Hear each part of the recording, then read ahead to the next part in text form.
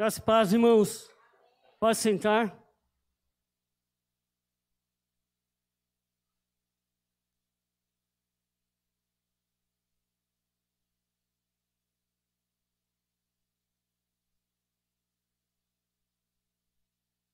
A missão que nos move, da mesa de casa aos confins da terra. Esse é o tema deste ano. Na nossa igreja, na nossa denominação, ou seja, em todas as igrejas da igreja missionária no Brasil.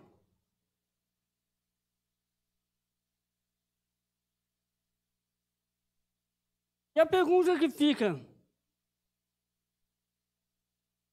Deus te chamou para a mesa? Deus te chamou para os confins da terra? Qual é ou qual tem sido o seu chamado? Abre sua Bíblia. Primeira carta de Pedro, capítulo 2, verso 21. 1 Pedro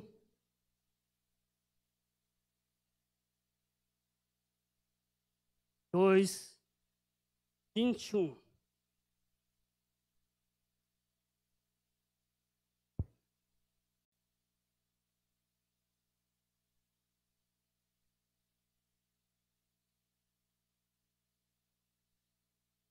Primeira carta de Pedro. Obrigado. Capítulo 2.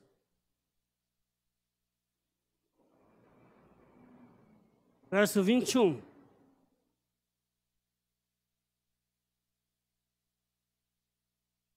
Amém?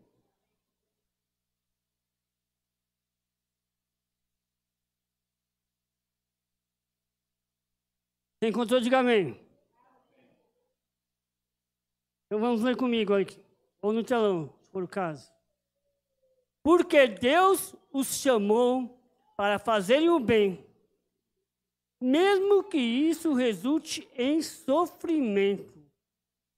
Pois Cristo sofreu por vocês. Ele é seu exemplo. Sigam os seus passos. Amém? Meu Deus eterno Pai, nesse momento me coloco diante de Ti, Senhor Jesus, para que o Senhor use, Senhor, a minha vida como canal da Tua palavra, da Tua bênção para a Tua igreja neste lugar, neste momento, ó Pai.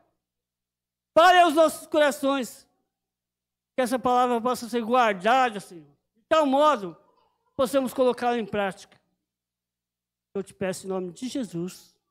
Amém. A primeira parte desse versículo responde algo que muitos de nós vivemos perguntando no nosso íntimo. Qual o meu chamado? Qual o meu chamado? Qual tem sido o meu e o seu chamado? E essa é a resposta. Você foi chamado para fazer o bem. É isso. Você foi chamado para fazer o bem. E aí até mesmo há um complemento. Mesmo que seja com sofrimento. Mesmo que, respondendo ao chamado, mesmo que para fazendo o bem, resulte em sofrimento. E diz mais esse texto: nós devemos seguir, assim como Cristo sofreu, eu e você, sim, você mesmo, tem que sofrer como Ele sofreu. Sigam os passos de Jesus. Deus criou todas as coisas com um propósito. Com um propósito específico. Tudo que foi criado, Deus criou para quê? Com um propósito. Podemos ver, você não precisa abrir. Gênesis 1,16 diz assim, ó: Deus criou o maior para governar o dia e o menor para governar a noite.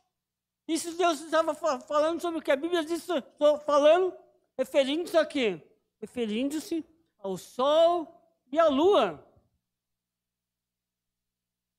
Ou seja, eles foram criados, o sol e a lua foram criados para iluminar, seja o dia ou seja a noite.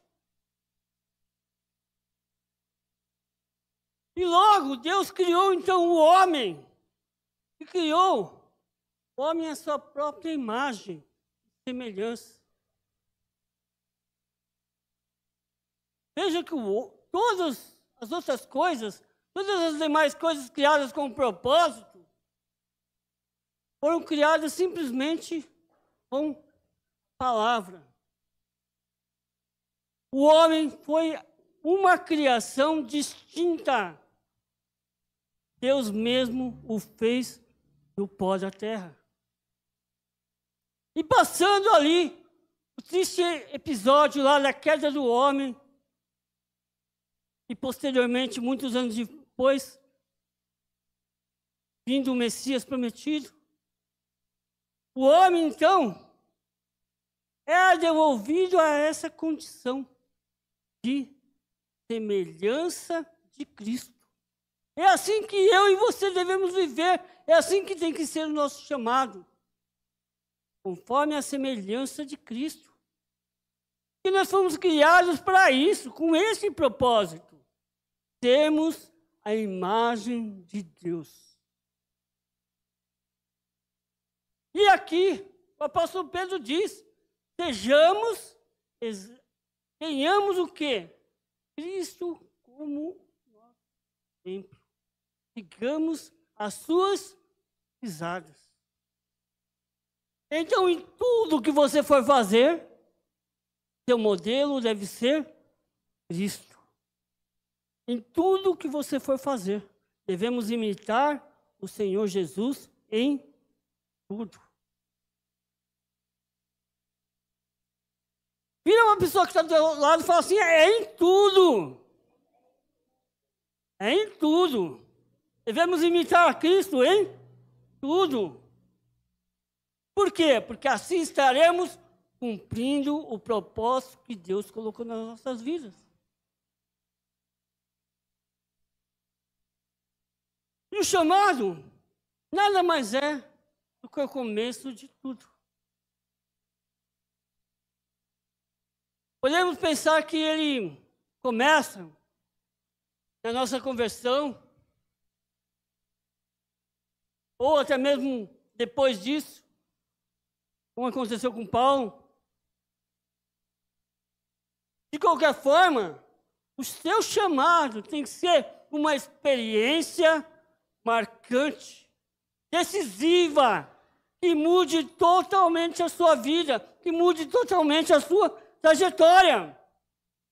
E a Bíblia relata diversos exemplos de homens que tiveram seu chamado e Deus mudou totalmente as suas trajetórias. José, Davi, Abraão, Moisés, Isaías, Eliseu, muitos outros. Houve uma mudança radical na sua vida. Eles estavam numa trajetória de vida. Tinham tudo certo, tudo planejado. Mas Deus mudou. Eles nunca mais foram os mesmos. Romanos 8, 30, abra aí comigo. Carta de Paulo aos Romanos, capítulo 8, verso 30.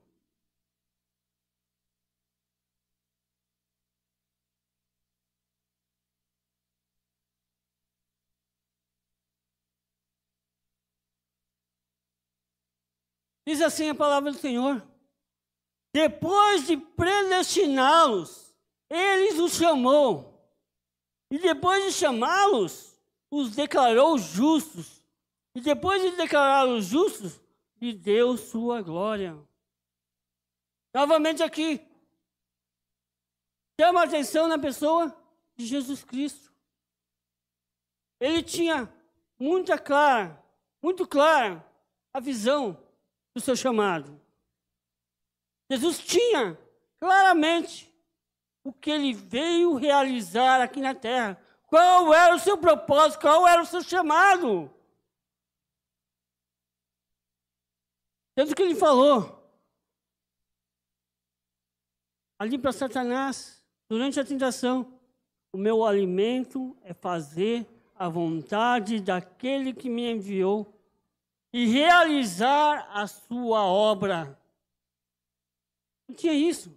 E, de fato, o chamado de Deus para nós torna-se a razão da nossa vida. Muitas vezes nós vemos pessoas que não sabem nem, ficam perguntando o que eu vim fazer aqui. Deus te deu um propósito, ser imitador dele e fazer o bem. E diversos outros textos da palavra do Senhor repetem isso. Eu vou ler lá 2 Coríntios 5, 14 e 15, você não precisa abrir. Olha aqui, 2 Coríntios 5, 14 e 15. Só para quem não está anotando ou para quem coloca no telão. De qualquer forma, o amor de Cristo nos impulsiona, porque cremos que Ele morreu por todos. Também cremos que todos morreram.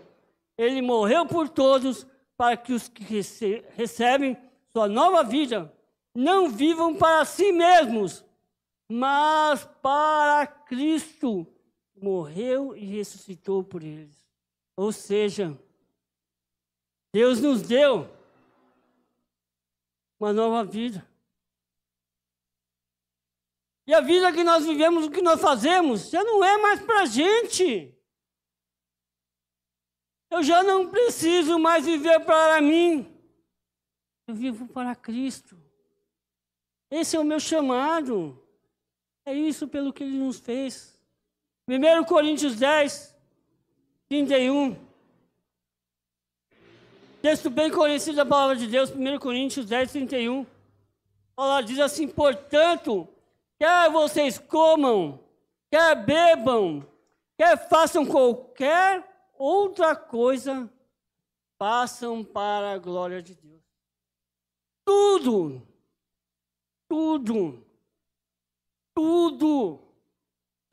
que você faz, tudo que você fizer, aonde quer que você esteja, faça para a glória de Deus. No meu trabalho, eu estou lá fazendo um relatório, estou fazendo para quem? Glória de Deus. Em casa, especialmente, tá? Principalmente agora, se eu estiver fazendo uma refeição, faça o quê? Para a glória de Deus. O que quer que seja que você fizer, faça para a glória de Deus. Esse é o seu chamado. É para isso que Ele te criou. O chamado, a importância do chamado fica claro para nós nesse momento. Agora eu quero também ressaltar a importância de sermos servos.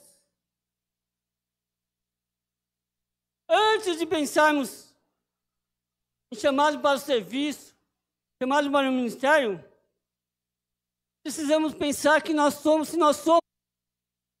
É interessante notar que naquela época era algo normal a escravidão, a servidão. Era algo, não era visto, é difícil nós, pensando com o que nós ouvimos na história do Brasil, vamos supor, quando estudamos lá nos anos iniciais, minha época era primário, ginásio, aquilo. Mas, digamos assim, na época dos estudos, nós aprendemos algo sobre a escravidão, principalmente a escravidão no Brasil. E nós começamos a ver várias coisas e percebemos o quanto começamos a ter uma ideia do que é escravidão. Pensamos de certa forma. E Paulo até exorta para que os escravos, naquela época, e a gente não consegue ter uma visão, que se convertiam, eles tinham que ser tratados pelos seus senhores como irmãos. É interessante notar esse tipo de coisa. E aqui vem justamente servo e escravo, é a mesma coisa. E o que acontece? Nós temos que perceber o que a Bíblia ensina sobre isso. Porque a Bíblia diz aqui que nós devemos ser servos, ser como se fossem escravos. O já falecido presidente norte-americano Abraham Lincoln disse certa vez: quem não vive para servir, não serve para viver. Quem não vive para servir, não serve para viver. O teu propósito, Deus te chamou, Deus te criou para ser servo, para servir. Em alguns livros de profetas, Jesus é chamado do quê? Servo do Senhor. O Evangelho de Marcos também focaliza esse perfil de Jesus, na condição de servo por excelência. Mateus 4,10, você também não precisa abrir. Jesus faz a citação do primeiro mandamento dizendo o quê? Ao Senhor teu Deus adorarás e só a Ele servirás. Ou seja, ser servo do Senhor. Ele te chama para isso.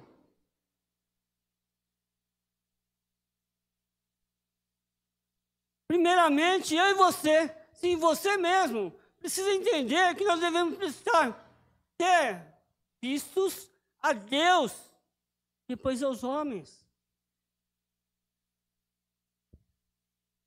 Servir uns aos outros com amor. Está em Gálatas 3, você não precisa abrir também. O ser servo vem antes do ter um ministério. De novo, o ser servo vem antes do ter um ministério. E, conforme preguei domingo passado, só servirão no céu os servos da terra. Só servirão no céu, como diz em Apocalipse, aqueles que servem. E por fim, qual seria a importância do amor?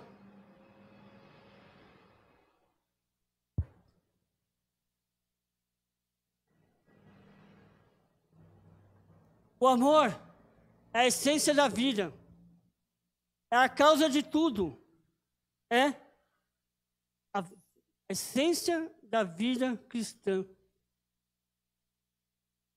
O versículo que resume a Bíblia, vocês sabem? João 3,16. Porque Deus amou ao mundo e deu seu Filho unigênito, para que todo aquele que nele cresça não pereça, tenha a vida eterna. Deus amou o mundo. Deus amou o mundo. Não é possível pensar em vida cristã sem amor. Devemos aprender a amar o nosso próximo. A Bíblia diz que nós devemos, inclusive, amar os nossos inimigos. Porque amar aquele que está do teu lado aquele que está na tua igreja, é fácil, ou pelo menos é mais fácil, para amar aquele que está pisando no teu pé lá no teu trabalho, aquele que está planejando para você cair, aquele que está fazendo coisas erradas, para que você se dê mal. Bem mais difícil amar, né? Amar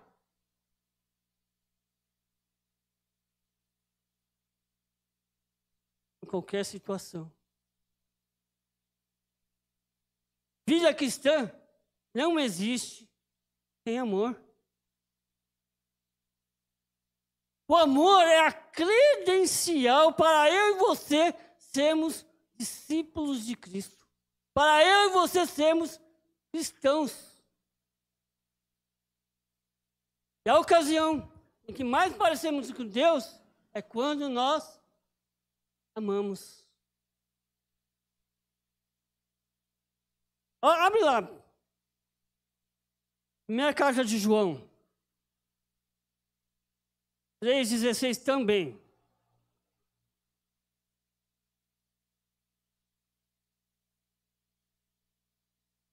É a carta de João, não é o Evangelho de João. 3,16.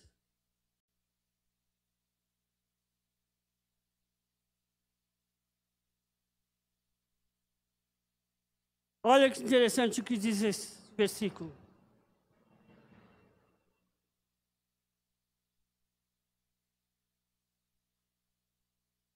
Muitas vezes você pode perguntar, o que é o amor, né? Olha aí. Primeira carta de João 3,16. Sabemos o que é o amor, porque Jesus deu sua vida por nós. Portanto, também devemos dar nossa vida por nossos irmãos. Quantas pessoas em nosso meio gostariam de parar só na primeira parte do versículo?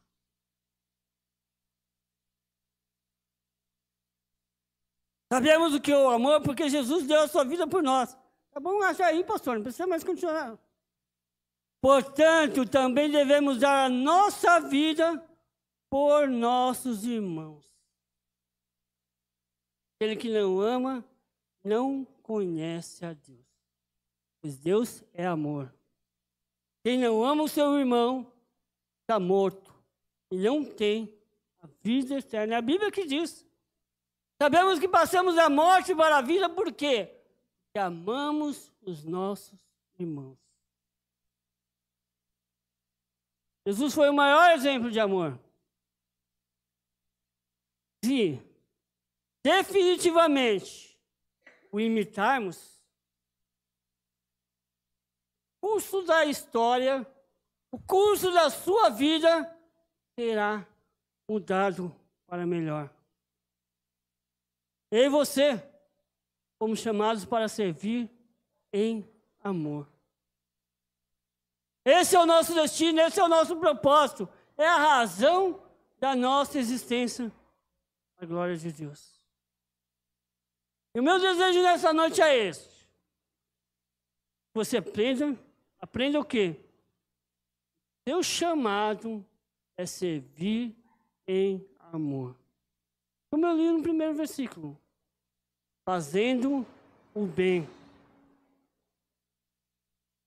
Não pelo serviço, não pelos benefícios que você possa trazer para a igreja, não. Ou até mesmo para o reino de Deus, não. Mas pelo que Deus fez e continua fazendo por você. Amém?